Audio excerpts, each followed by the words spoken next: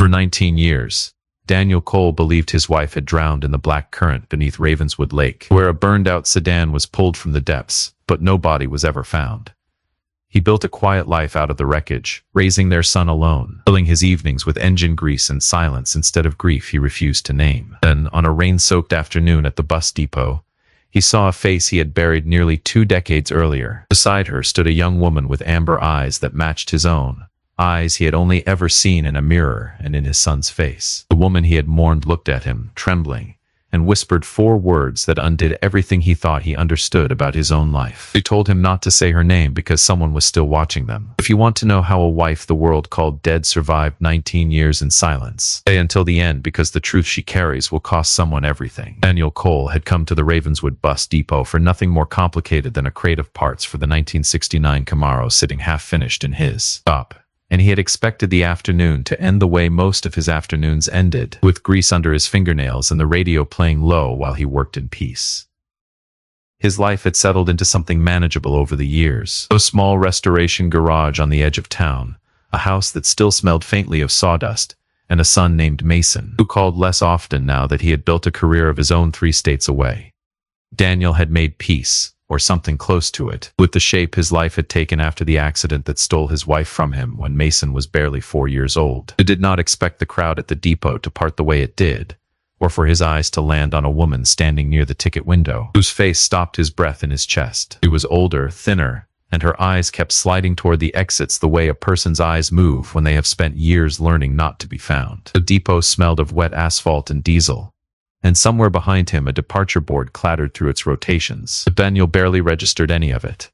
His whole body suddenly narrowed down to the single fact of her face. Daniel told himself it was impossible, that grief could conjure faces out of strangers if a man let it. But the longer he stared, the more certain he became that this was not a trick of memory. It was Vivian. His wife, the woman he had married in a small chapel with a leaning steeple and buried in a coffin the coroner had sworn contained her remains, was standing 30 feet away in a depot full of people who had no idea the ground beneath them had just shifted. Beside her stood a young woman, no older than 20, with dark hair and a familiar set to her jaw, and eyes the exact shade of amber that Daniel saw every morning in the mirror and had seen in his son's face since the day the boy was born.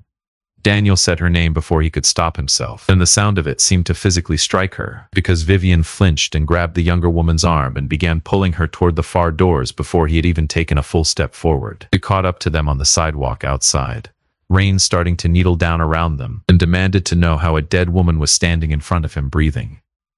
Vivian would not look at him directly, her attention fixed instead on a black sedan idling across the street, windows tinted dark enough that Daniel could not tell if anyone sat inside. They told him in a voice stripped thin by fear that they could not be seen standing together in a place with cameras, and that every second they lingered increased a danger he did not yet understand. When he pressed her for an explanation, she asked only one thing of him: that he take them somewhere no one would think to look. Before Daniel could answer, the young woman turned to Vivian with a question that landed harder than anything else that afternoon. She asked, in a voice caught between hope and disbelief, whether this stranger standing in the rain was truly her father. Daniel drove them to the old storage building behind his garage, a space he used for parts he no longer needed but could not bring himself to throw away. For a long moment none of them spoke, while rain drummed against the metal roof. A single bulb overhead buzzed and swayed slightly whenever wind pushed through a gap in the siding, throwing long shadows across shelves crowded with carburetors and coiled hose, and the smell of old motor oil settled over the 3 of them like something almost comforting in its ordinariness. Daniel sat on an overturned crate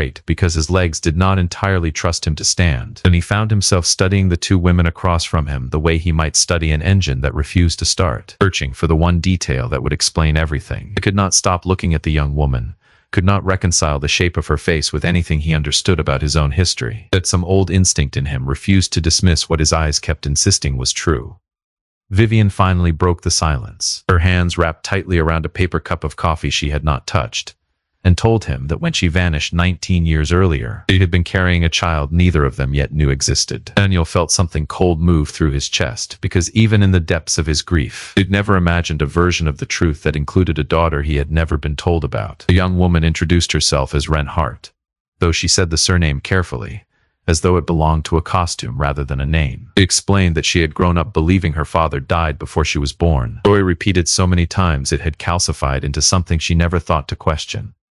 Only 2 weeks earlier, her mother had finally told her that her father was not dead at all, that he was alive and living less than a day's drive from where they had been hiding. Ren did not call Daniel anything resembling a father in that first conversation, choosing instead to study him the way a person studies a stranger who happens to share their face, cataloging the similarities without yet trusting what they might mean. Daniel noticed she pressed her thumb against the edge of the table when she grew tense, an unconscious habit identical to one he shared with Mason, and the resemblance rattled him more than any words could have. It told them plainly that 19 years of lies could not be undone by a resemblance, however striking, and that he needed proof before he let himself believe any of it. Vivian agreed without hesitation, but warned him they could not send a sample to any ordinary laboratory, because Bennett Calloway had people embedded in hospitals, courts, and private data firms across the region. The name hit Daniel like a stone dropped into still water, because he remembered it from the earliest days of their marriage, back when Vivian's family had made their disapproval of a small-town mechanic marrying into their world unmistakably clear. He understood then that whatever had pulled his wife back from the dead was not a simple story of a woman running from grief, but something far larger and far more dangerous than he had allowed himself to imagine. Before he could ask another question, Vivian reached into her bag and set a photograph on the table between them, its edges worn soft from handling. It showed Daniel walking a 3-year-old Mason into his first day of preschool, an ordinary morning frozen in time, except the photograph had clearly been taken over a decade after the date on Vivian's death certificate. The story that unfolded that evening carried Daniel back nearly 2 decades to a version of his life he had only ever understood in fragments. Vivian had been born into the Calloway family, daughter of the late Walter Calloway, founder of Calloway Crown Enterprises, an empire built across decades of shrewd investment and careful public image. She had never wanted the crown that came with the name, choosing instead to marry a mechanic from a town most of her relatives could not locate on a map. And she had endured her family's cold disapproval without complaint, because Daniel had never once made her feel like a consolation prize. In the early years of their marriage, she used to joke that the Calloway name was a coat she had finally learned to take off, hanging it by the door of their small house and stepping into a life measured in oil changes and grocery lists instead of boardrooms. She had believed, foolishly perhaps, that distance alone would be enough to keep the family's ambitions from ever touching the life she had built for herself. After Walter died, his younger brother Bennett assumed control of the company and, with it, control over nearly everything the Calloway name still touched. Vivian had watched her uncle tighten his grip on the family's fortune with a patience that unsettled her long before she understood exactly why. 3 days before she disappeared, Vivian discovered that Bennett had been siphoning hundreds of millions of dollars out of the company's employee pension fund through a web of shell corporations designed to obscure the trail. Digging further, sleepless and increasingly afraid, they found documents suggesting her own father's signature had been forged across dozens of financial filings in the years before his death, papers that would have exposed a fraud stretching back further than she dared imagine. She made the decision to gather every piece of evidence she could find and deliver it to federal investigators, believing naively that the truth alone would be enough to protect her family from her uncle's ambition. Bennett learned of her plan before she could act on it, and his response was not a threat spoken aloud, but a plain envelope left on her doorstep containing photographs of Daniel and Mason taken without their knowledge, proof that her family knew exactly where to find the people she loved most. Everett Marsh, the family's longtime director of security, came to her that same week with an offer that felt less like rescue and more like surrender. He told her that if she wanted her husband and son to remain safe, her grief would need to be real in every detail, because Bennett would not be fooled by a staged disappearance if Daniel's mourning ever wavered into something less than genuine. A sedan resembling Vivian's was pushed into Ravenswood Lake and set ablaze before sinking, and the dental records used to identify the body recovered from the wreckage had been quietly substituted by someone loyal to the family. Vivian told herself in the earliest days of her exile that she would only need to disappear for a few months, just long enough for Everett to build a case strong enough to protect her when she returned. Those months stretched into years, and the years eventually became nearly 2 decades she never intended to lose. Daniel asked her, his voice low and controlled in a way that frightened him more than shouting would have, why she never came back once she believed herself safe. Vivian's answer came slowly, each word costing her something.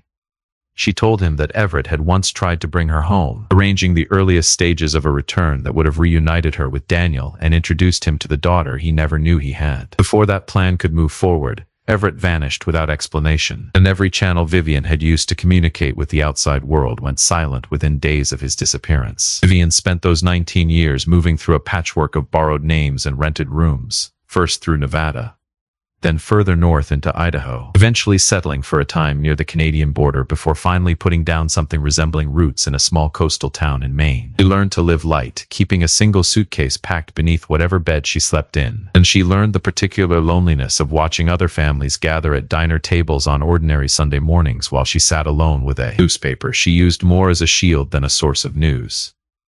There were towns where she stayed only weeks and towns where she stayed years, and in every one of them she kept a small photograph of Daniel folded inside a coat pocket, worn soft at the creases from being unfolded too many times in the dark. In the earliest years, Everett had still been able to send her photographs of Daniel and Mason, proof that they remained safe, each image a small mercy that let her sleep through another night of exile. He had also warned her again and again that Bennett's people had never stopped watching Ravenswood, waiting patiently for the moment she made a mistake that would confirm what he already suspected. Vivian wrote letters during those years, dozens of them, addressed to a husband who would never receive a single one, because she trusted no method of delivery except passing them through Everett, and Everett alone controlled whether they ever left his hands. When Everett disappeared, Vivian was left with no way to know whether he had betrayed her, been discovered by Bennett, or simply been erased the way so many inconvenient people in her family's orbit seemed to disappear.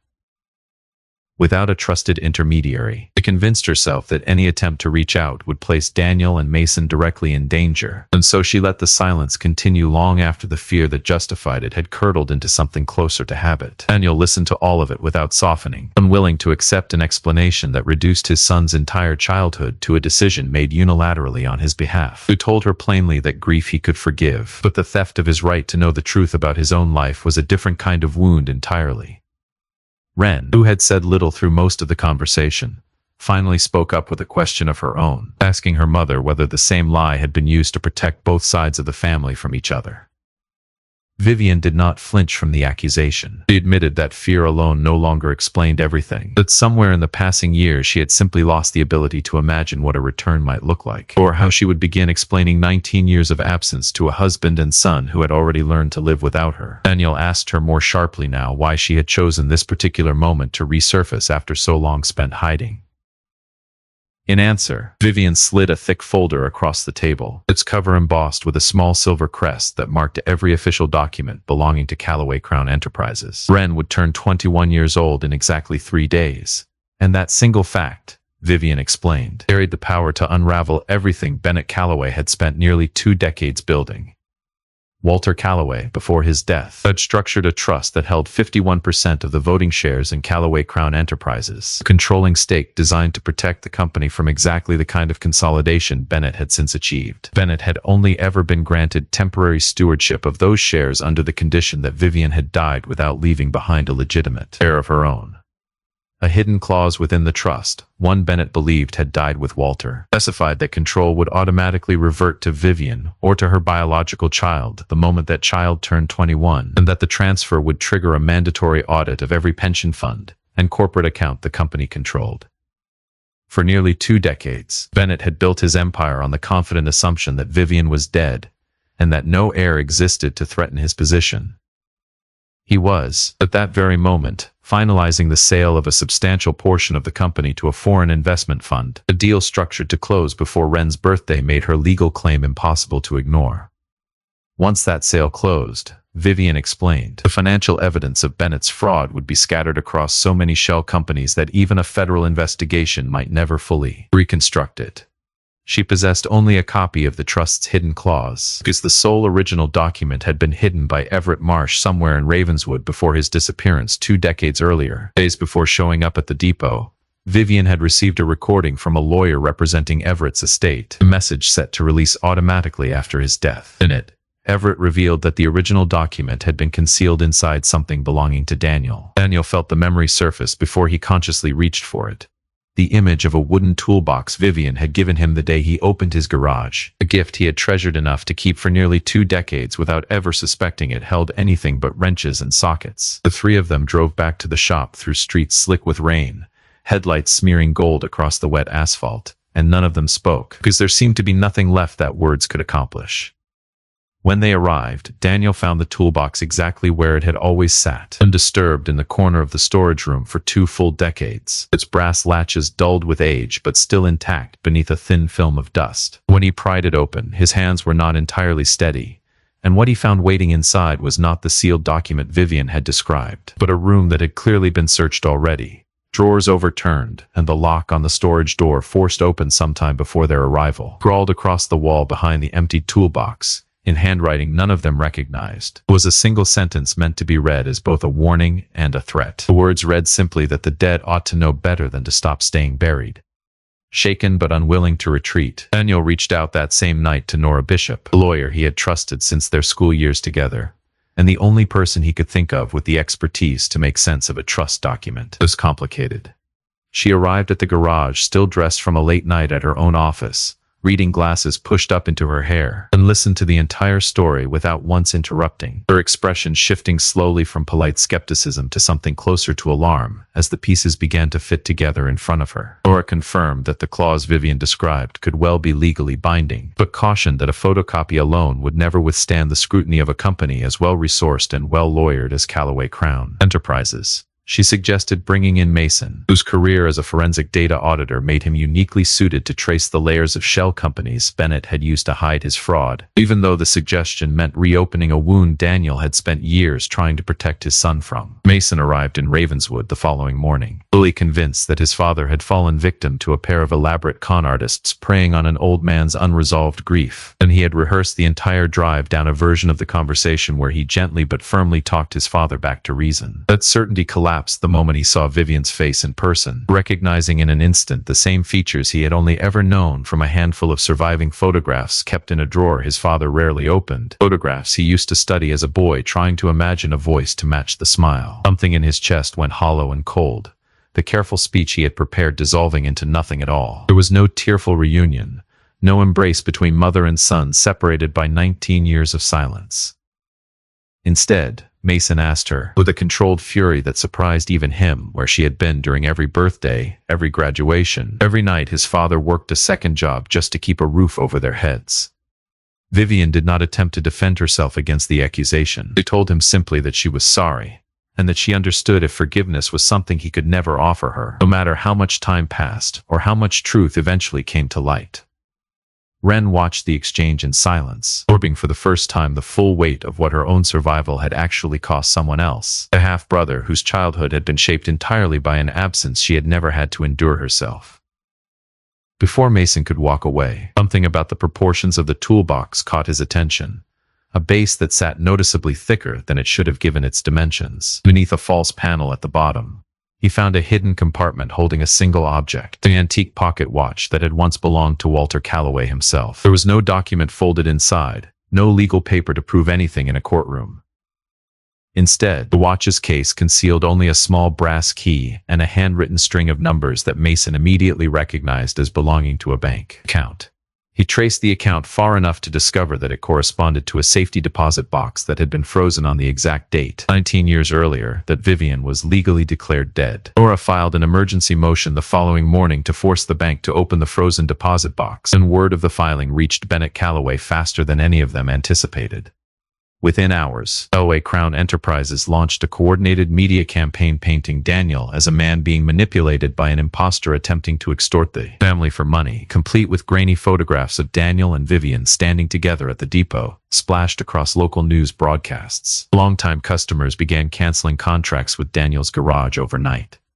His bank accounts came under sudden and unexplained scrutiny, and police arrived within the week to search his property based on an anonymous tip claiming he possessed documents stolen from the Callaway family. Daniel endured all of it with a grim, practiced patience, understanding by then that Bennett's reach extended into places he had never imagined a single family could touch. Bennett himself appeared at the garage not long after the police left, arriving without warning, and without the security detail Daniel had expected a man of his stature to require, dressed in a coat too fine for a town like Ravenswood, his shoes clicking against the concrete floor with an unhurried confidence that made Daniel's jaw tighten. He walked slowly among the half-finished cars, running one gloved finger along a fender as though inspecting merchandise rather than standing inside a stranger's livelihood. He made no direct threats, choosing instead a quieter and more insidious approach, offering Daniel $18 million in exchange for a signed statement declaring that the woman traveling with him was not in fact Vivian Elway.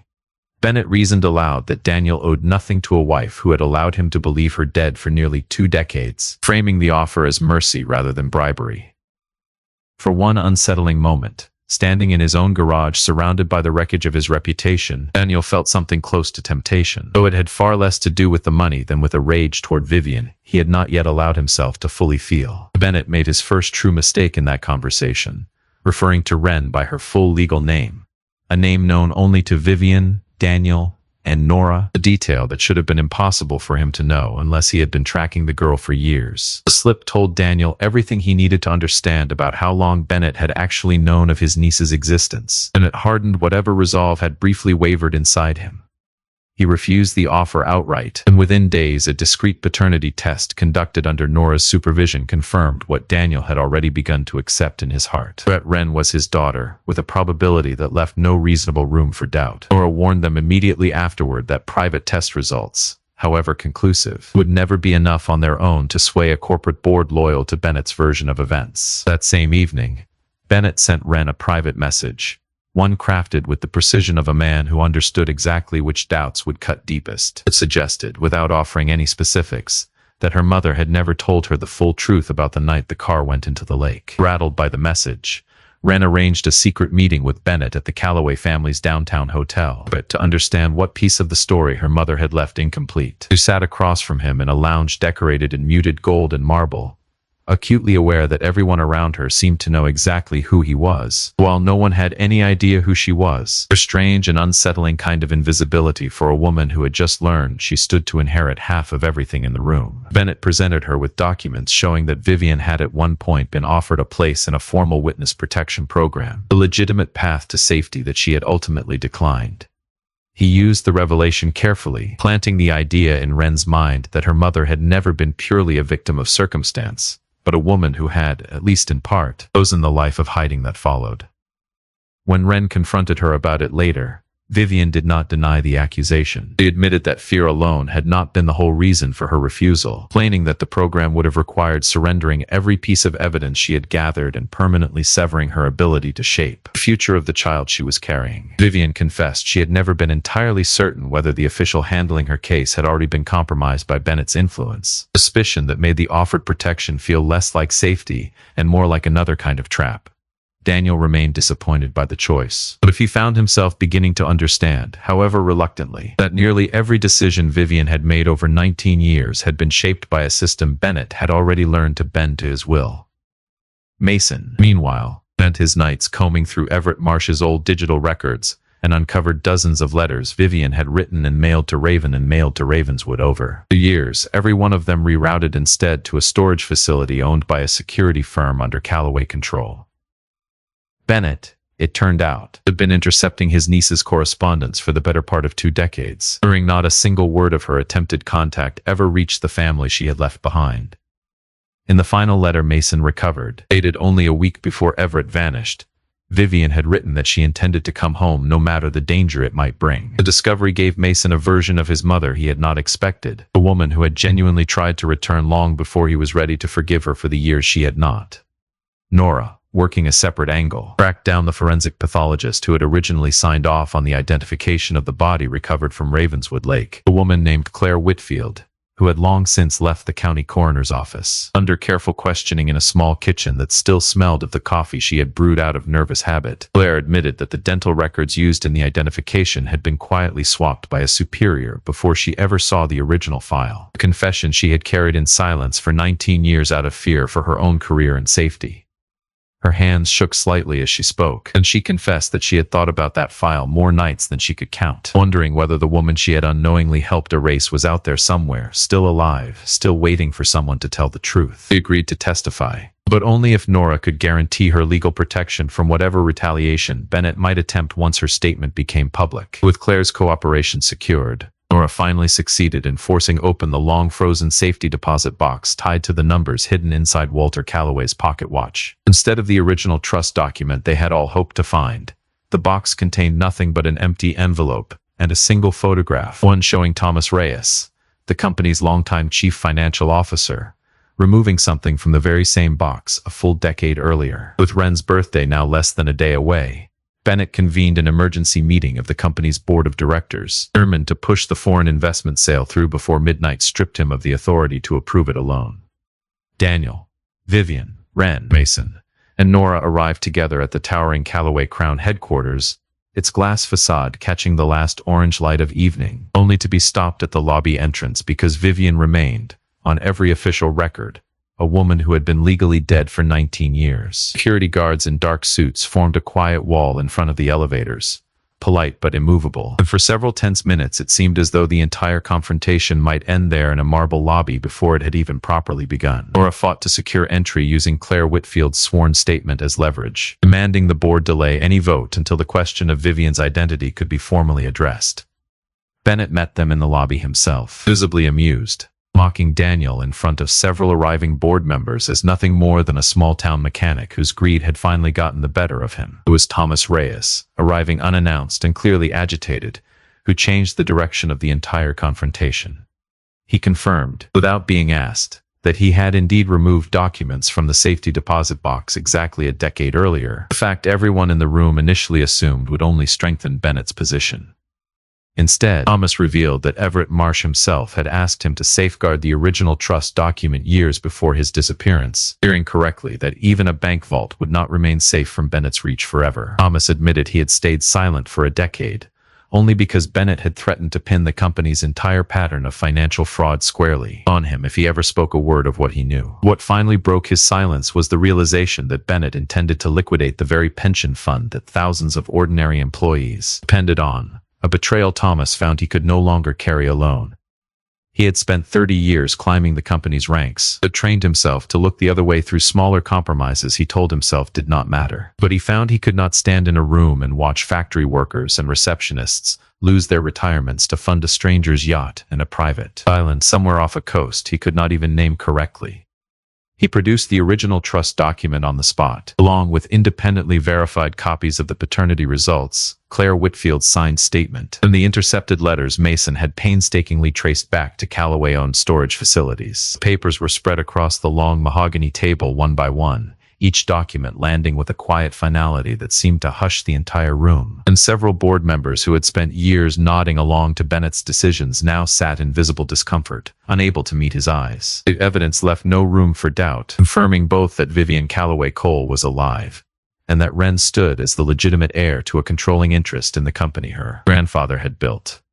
Bennett made one final desperate attempt to force the foreign sale through before the clock struck midnight. But the moment Wren's birthday arrived, his temporary authority over the disputed shares was automatically suspended by the very clause he had spent nearly 2 decades believing no longer existed.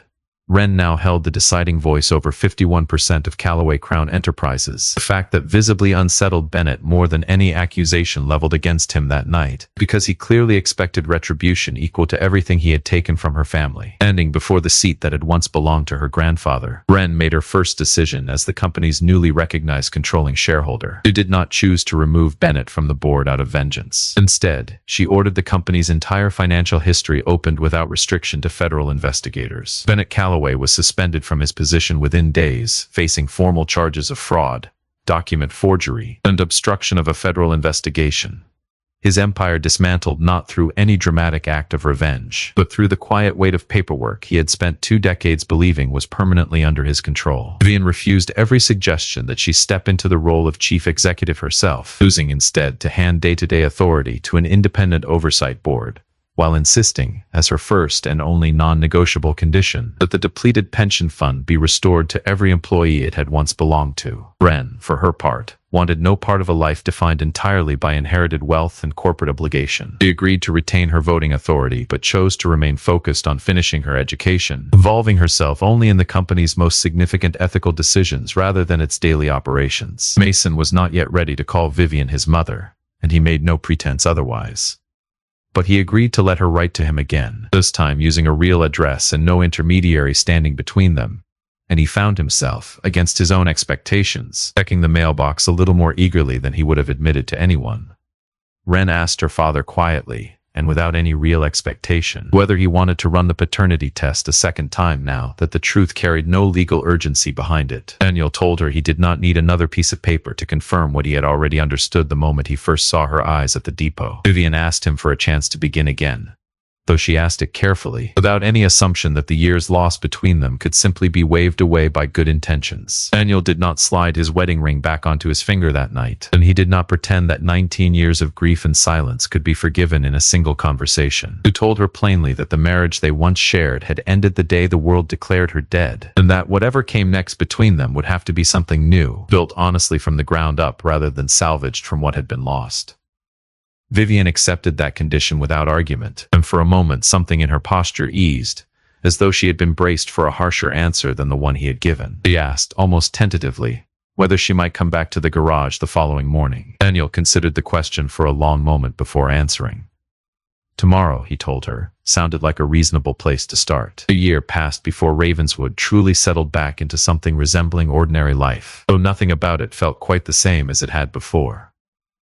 Cole Restoration reopened under a freshly painted sign, but Daniel kept the old wooden toolbox exactly where it had always sat in the corner of his office, a reminder he had no interest in packing away. Elway Crown Enterprises entered a long and painful process of restructuring under new oversight. Its pension fund gradually restored to the employees who had been quietly robbed of it, while Bennett awaited trial as former allies within his own network chose cooperation with investigators over continued loyalty to a man whose empire had already collapsed. Mason began having dinner with Vivian every few weeks, cautious and imperfect, the two of them relearning each other slowly rather than pretending 19 years apart could be erased through effort alone. Wren spent her school breaks working part-time at the garage, admitting freely that she had little natural talent for engine repair, often leaving smudges of grease on her jeans that never quite washed out, though she discovered, almost by accident, that she could recognize a faulty engine sound with the same instinctive ear her father possessed. Vivian and Daniel had not remarried, choosing instead to date cautiously, arguing sometimes over small things, or learning each other's habits and history without flinching away from the parts of the past that still ached. On a quiet afternoon many months later, with autumn light slanting low through the open bay doors, and the radio humming an old song neither of them bothered to name, Daniel stood beside Wren in front of a fully restored Camaro gleaming under the shop's fluorescent lights, its work finally complete after months of careful attention. The car's paint caught the light the way it had the day Vivian first gave him the toolbox, a coincidence Daniel chose to notice rather than dismiss. Wren caught his reflection in the rearview mirror, and for the very first time since the day they met at that rain-soaked depot, called him something other than a stranger who happened to share her face. She called him Dad. Daniel did not answer right away. He set down the wrench in his hand, wiped his palms slowly against a rag that had been his father's before it was his, and let the moment settle over him the way sunlight settles over a room after a long storm finally passes. He only smiled, watching the amber eyes that had once dragged his entire past back into the present, eyes that were no longer a reminder of everything he had lost, but a quiet promise of everything still ahead.